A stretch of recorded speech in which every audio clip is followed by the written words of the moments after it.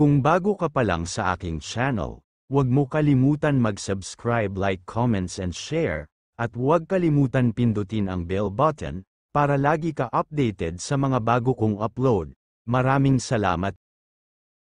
Pantasya si Bean, isang mausisa na batang lalaki na may kulot na buhok at isang nakakahawang ngiti, ay gumala sa mga puno ng mansanas. Ang kanyang mga mata ay nanlalaki sa pagtataka. Ang halamanan ay umaabot hanggang sa nakikita ng kanyang mga murang mata, isang dagat ng berdeng dahon na may tuldok na makukulay na pula ng hinog na mansanas.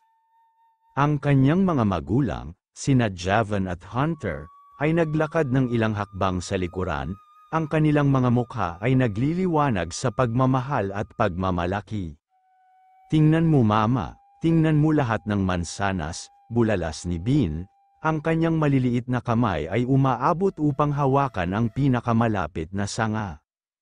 Ang ganda naman nila, Bean, sagot ni Javan. Ang kanyang boses ay kasing init ng araw sa itaas. Sa loob ng maaliwalas na kusina ng farmhouse, iniupo siya ni Jamie, ang Grammy ni Bean, sa kanyang kondongan. Ang silid ay napuno ng matamis na aroma ng baking apple pie, isang pabango na bumabalot sa kanila tulad ng isang nakakaaliw na yakap.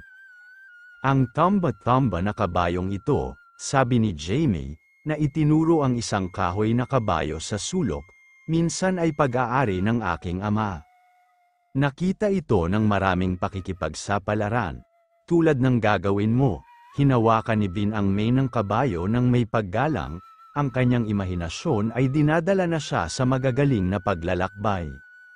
Ang isa pang Grammy ni Bean, si Michelle, na may harina na nag-aalis ng alikabok sa kanyang mga pisngi na parang fairy dust, ay sinenyasan si Bean sa counter kung saan naghihintay ang kwarta. Ang kanyang mga kamay ay gumagalaw ng madali, na hinuhubog ang kwarta ng may pagmamahal. Ang sikreto sa isang perpektong apple pie, sabi niya, na commendat kay Bean, ay ang pagwiwisik ng kaunting magic sa halo. Humajek-jek si Bean, ginagaya ng kanyang mga daliri ang mga galaw ni Michelle, sabik na ihabi ang sarili niyang mahika sa pie.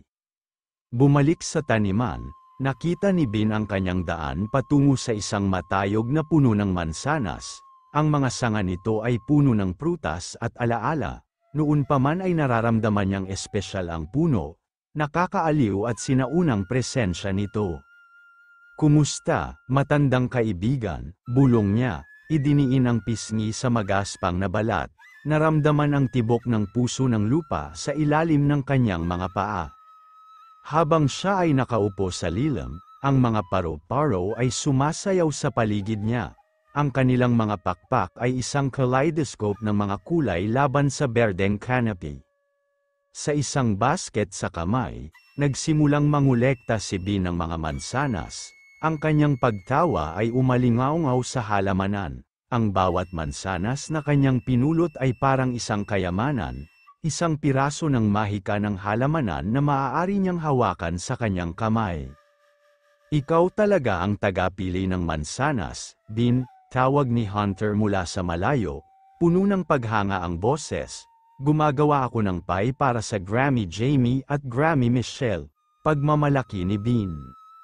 Pagsapit ng takip silim, ibinahagi ni Bean ang kanyang mga pakikipagsapalaran sa araw kasama ang tamba-tamba.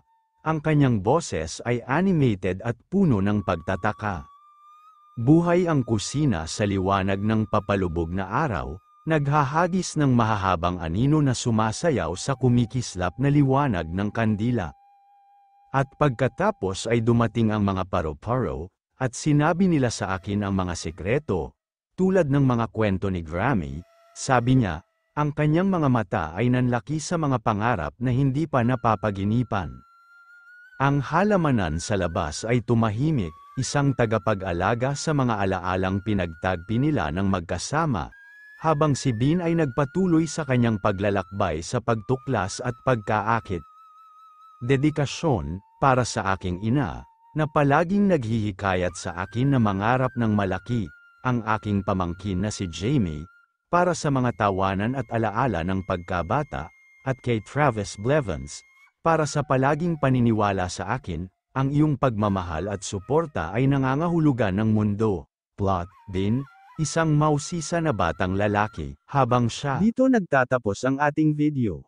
Kung nagustuhan nyo ang ating video, paki-subscribe naman. Huwag nyo kalimutan pindutin ang bell button para lagi kayo updated sa mga bago kong upload na video, at mag-iwan ng comments, at paki-share na rin. Maraming salamat!